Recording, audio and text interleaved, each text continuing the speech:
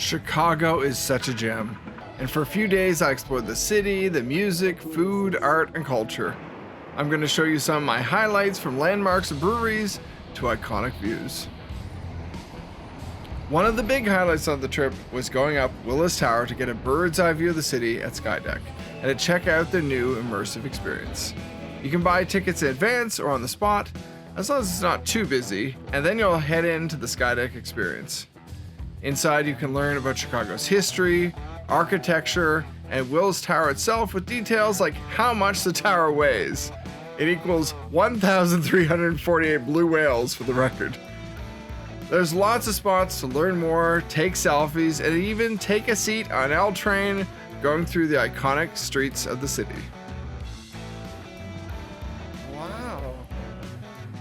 You can take as little or as much time as you'd like before jumping on an elevator and heading up to Skydeck for these amazing 360-degree views.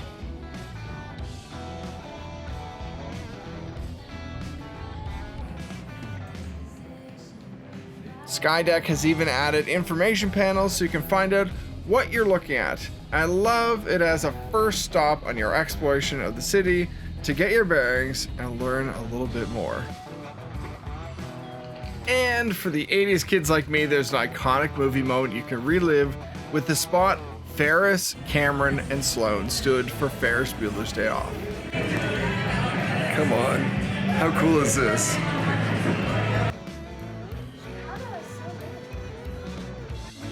To finish off your visit, stop by the ledge, a glass balcony you can stop at for a memorable photo looking down 1,353 feet in the air. A lot of people get nervous stepping out onto the glass, but it's just an amazing view, looking down like you're floating over the city.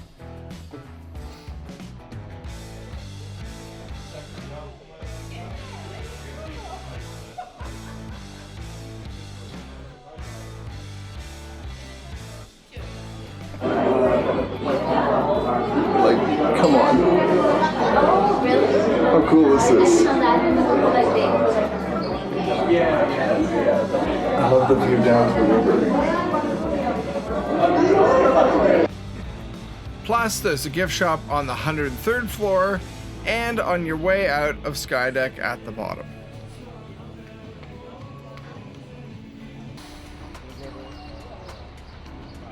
Across town, I went to explore Ravenswood, a hip and really interesting neighborhood that has a real indie spirit, and it's filled with shops, bars, restaurants, and breweries.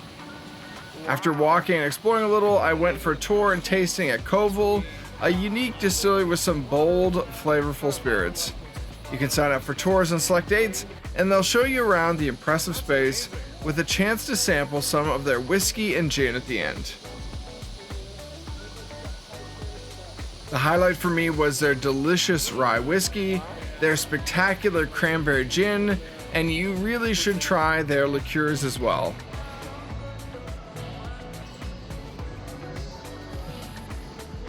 Koval is notable because it was the first distillery built in the city since the days of Prohibition. And in the store you can buy their spirits, special sampling packs, and then go enjoy a drink at their amazing lounge.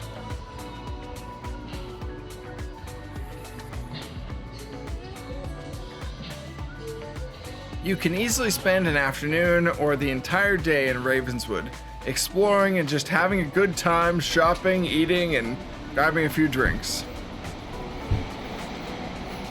Next, I dropped by Cultivate by Forbidden Root, a botanical-inspired brewery that serves elevated food and beer.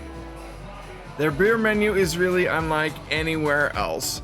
The peach vit really stands out, but they also have a strawberry basil Hefeweizen, their ales and dry hopped IPAs, and overall they have a really artistic, flavorful approach to brewing.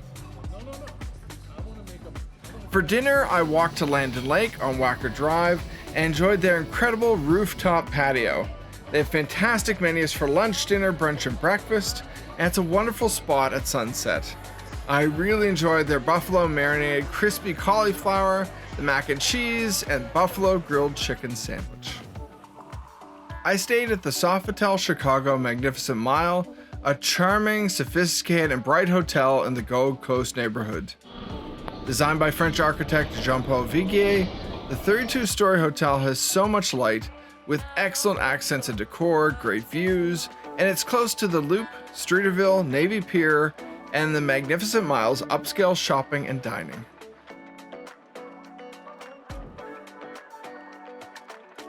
I love the hotel's French touches, the breakfast in the sunny restaurant, and things like the bathtub and the shower in my suite. Not to mention the very cool local art.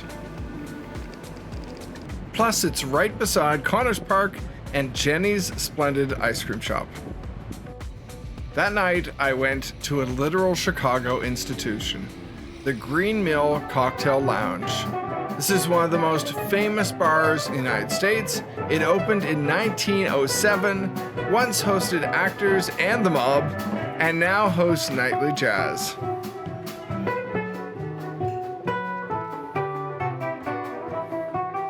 The amazing bar only takes cash, they charge a reasonable cover fee, and they have beer, wine, and a very simple cocktail menu. It was an absolutely awesome experience.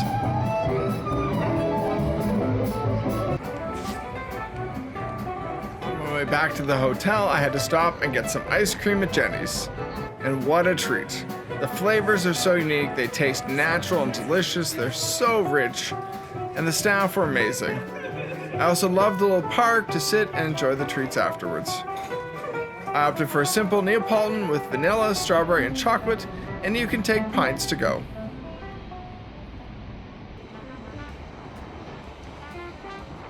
The next morning, I started my day with coffee at a really unique spot.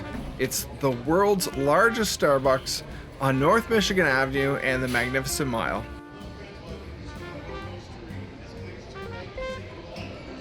The Chicago Roastery, as it's called, is a 5-story coffee shop that is way more than just a cafe. You can experience a coffee tasting at the roastery, watch as they roast coffee and see it go through the giant tubes from floor to floor. But there's also a bakery, both a coffee and cocktail bar, and my favorite, a little rooftop patio on the top floor.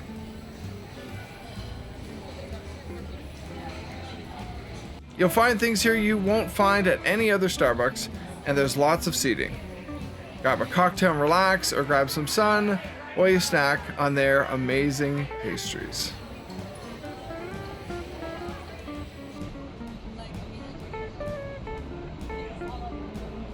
This was the perfect way to start the day. There are so many things to love about Chicago, and that includes the very walkable city streets. From my hotel, it was about a 25-minute walk to Millennium Park, and along the way I passed some of the city's best architecture. North Michigan Avenue includes so many iconic buildings plus public spaces like the Plaza of the Americas and this statue recognizing Mexican leader Benito Juarez, and you can stop for a picture with the golden wings. Then across the way, you'll spot the magnificent Tribune Tower, the neo-Gothic skyscraper that may be my favorite piece of architecture in the city. But walking this area, you can also get to cross one of Chicago's beautiful bridges, looking out over the river and the cafes and the boats that run throughout the day. For lunch, I dropped by one of Chicago's best-known breweries, Goose Island Brewhouse, and I had a tour and a bite to eat. Founded in 1988, this is the longest-running craft brewery in Chicago, and there's a lot of amazing beer on tap.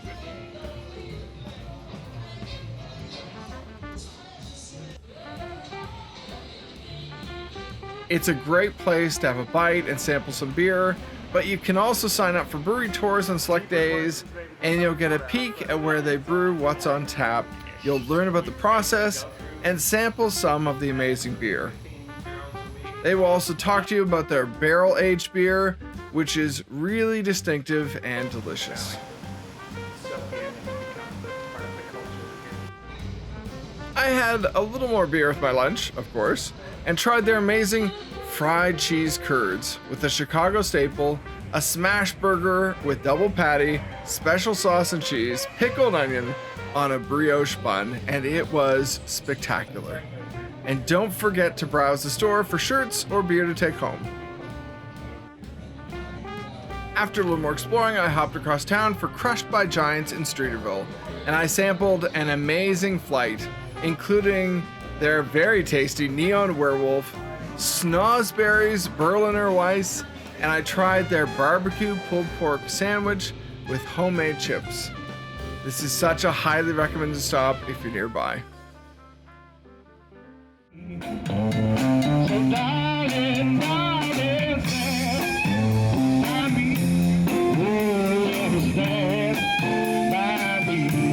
On my way to the Chicago Blues Fest, I caught one of the many awesome bands that are usually playing at the corner of Michigan Avenue and East Randolph. And that was a great segue into a stop at Cloudgate and then the Blues Fest. The Chicago Blues Fest is completely free, and there are vendors with food, plus some amazing performers. Chicago has festivals throughout the year at J. Pritzker Pavilion, and it was designed by Frank Gehry. It's a fantastic space with lawn seating, plus lots of regular seats as well. Here's a sample from the Blues Fest.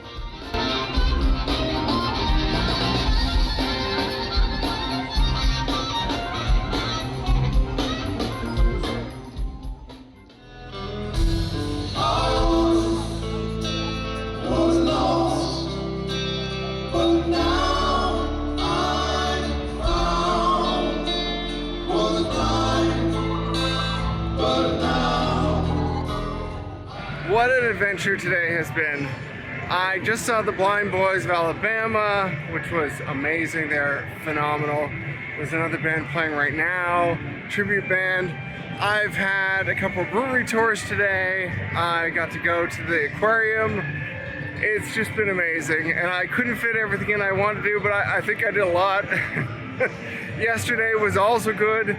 Still got a full day tomorrow and a little bit on Saturday, so it's amazing. I'm coming back to the Blues Festival tomorrow night, which is free, which is such a cool thing, and they're phenomenal on stage. And you know, I'm gonna try and fit a few more odds and ends in before I have to go. There's some donuts I need to get. We'll see if I get those. I need to get myself a Chicago hat. Whenever I travel, I love to get a hat from where I'm going, especially when it's someplace that I love. So I've got a New York hat. I really need a Chicago hat. That's next. If you're anywhere near Millennium Park, you really need to stop and visit the Bean, as some people call Cloudgate. It's really something special to see any time of day, but I have to admit it's really gorgeous at sunset, as is all of Chicago. Another highlight in the city of Chicago is the Shedd Aquarium. It's a really unique space that blends together historic buildings with lots of critters from fish and snakes to penguins, dolphins, and even belugas. Each area in the aquarium is dedicated to a specific ecosystem, so you can really get a sense of different parts of the world and the creatures that live there, especially in the rainforests and the waters and everything else. If you're traveling and looking for a deal, City Pass has a great offer that includes access to the aquarium, as well as other Chicago highlights like the Field Museum, Skydeck, and the Art Institute of Chicago, to name a few spots.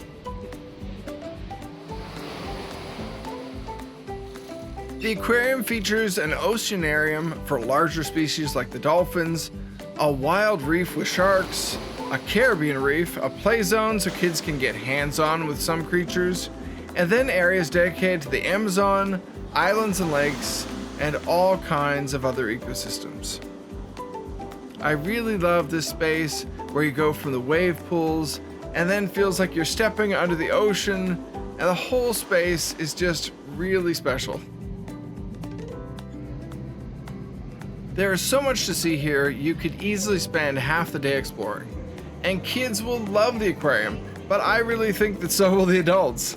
The creatures are fascinating and the spaces are so gorgeous. And then there's also these amazing terraces so you can sit outside and look at these amazing views of Chicago and the waterfront. But one of my favorite spaces at the aquarium is the Abbott Oceanarium, where on the upper floor it feels like you've stepped into a Pacific forest along the ocean, and downstairs you can watch the Pacific white-sided dolphins, sea otters, California sea lions, and beluga whales swim. And you can also watch the penguins in the polar play zone. There are two types of penguins here that range from anywhere between the southernmost point in South America and Antarctica. I walked back from the Shedd Aquarium along the waterfront so I could see more of Grant Park and the very iconic Buckingham Fountain. And yes, I always think of Married with Children when I see this fountain. From the fountain, I went on to the downtown Chicago TV and movie sites tour with on-location tours. The tour explores some of Chicago's most well-known places downtown, from the big and the small screens. Honestly, I don't know if it's weird, but this area is one of my favorite things about Chicago. I love the whole space. As a photographer, the light and shadow it creates during the day and at night, it's amazing. And then to hear a train going overhead, it's so cool. Our guide, who was actually an actor and an extra, showed us places where so many awesome movies were filmed in the city, from The Batman and Divergent to classics like The Blues Brothers, Ferris Bueller's Day Off, and The Untouchables. Chicago is a major city for movies and TV, and as an entertainment fan, it's really something seeing these places in person and hearing some of the stories. Walking tours like this are a great way to see some of the city's hidden little spots, art, architecture, sculptures, and stories.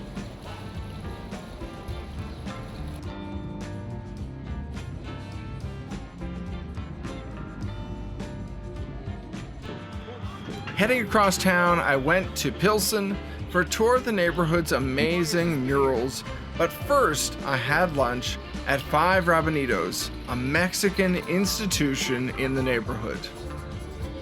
Featuring their own beautiful murals, the restaurant has an excellent patio where I tried ceviche verde with chips and their pot roast served with wraps and rice. It was a perfect, authentic meal topped off with Mexican cinnamon bread pudding for dessert. I absolutely adore this restaurant. Chicago's greeter tours are a great and free way to see the city, and my guide took me around the neighborhood to talk about the history and art that makes Pilsen so special. The Latino heritage of the area, dating back to the 1950s and 60s, can be seen everywhere, from the restaurants to the art, and it's still embraced today. It's great to hear.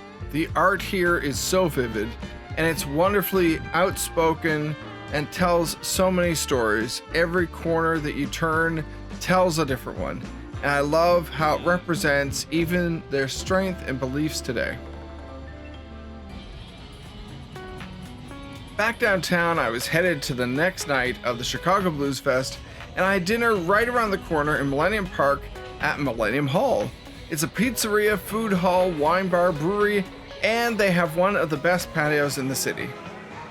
The service was excellent, and they make wood-fired pizzas on the spot with an Italian-inspired menu, and I have to say I really enjoyed their beer, not to mention the amazing dessert. I also tried some of Chicago's Malort, and if you're curious about a unique drink, definitely ask your bartender and they can set you up.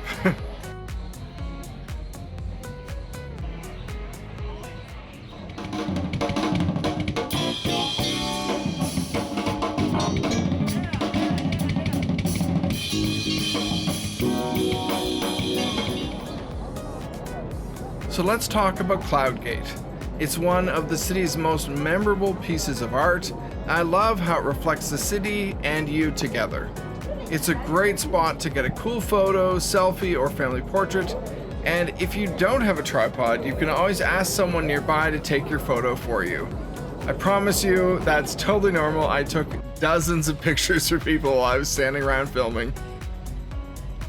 And don't forget to walk under the bean because the view inside is really mind-bending. It's like falling into a wormhole. Finally, one of my last stops on the trip was to see the Art Institute of Chicago. And I have to say, it's one of my favorite places in the city and one of my favorite art galleries, art museums anywhere.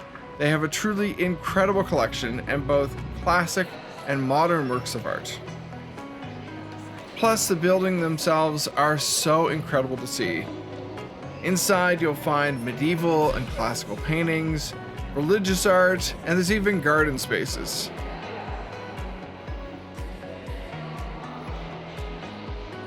Some of the most well-known pieces of art include A Sunday on La Grande Jetée, American Gothic, The Great Wave of Kanagawa, Nighthawks, Nightlife, Water Lilies, and so many more by so many incredible artists. There are over 300,000 pieces of art on the walls.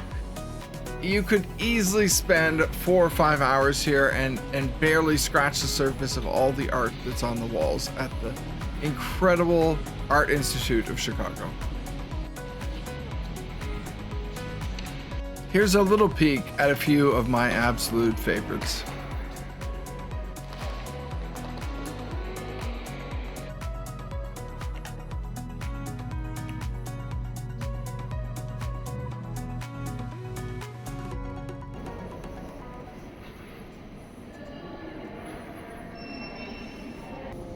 Special exhibitions on all the time, like the current Van Gogh display that showcases his art and the influences that inspired him throughout all his years.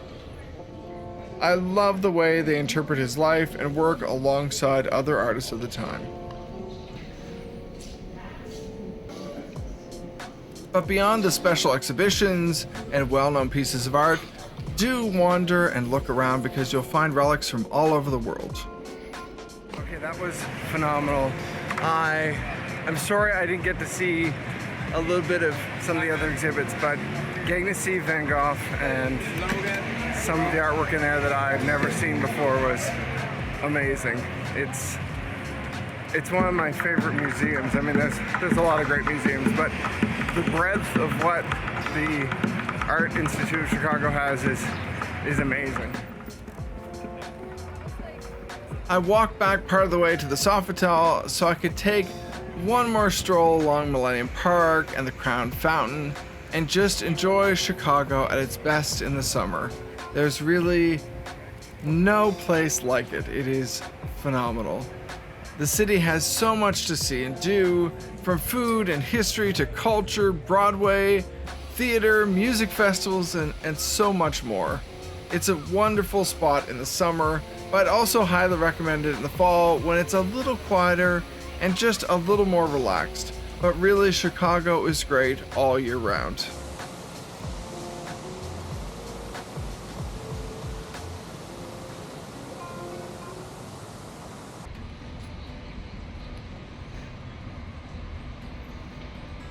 That's it for me in Chicago. I have to head to the airport shortly. I feel like, even though I didn't have a lot of time on Saturday, I feel like I did quite a bit. I mean, the Art Institute of Chicago has so much, but it's amazing just walking around down here. I'd say the Loop is really such a unique place, but I mean, I could walk for hours in Chicago and not see everything I want to see.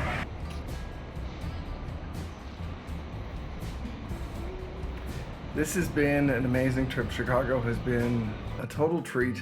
It's so interesting getting back after a couple of years because the last time I was here was 2019.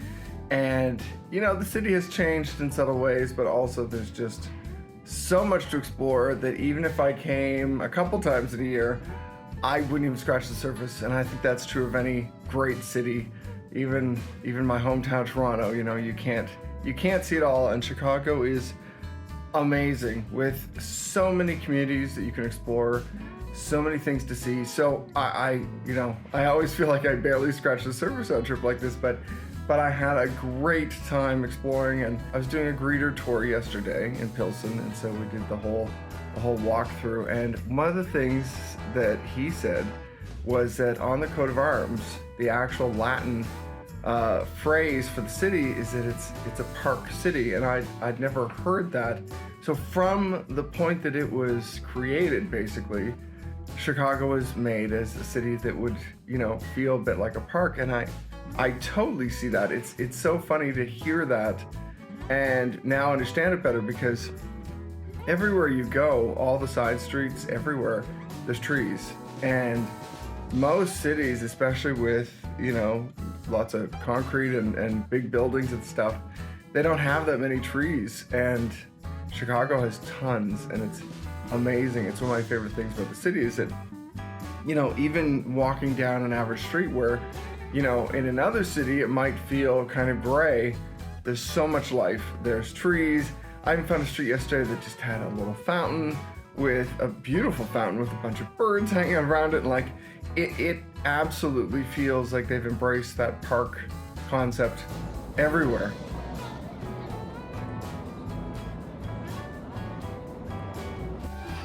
Thank you so much for watching.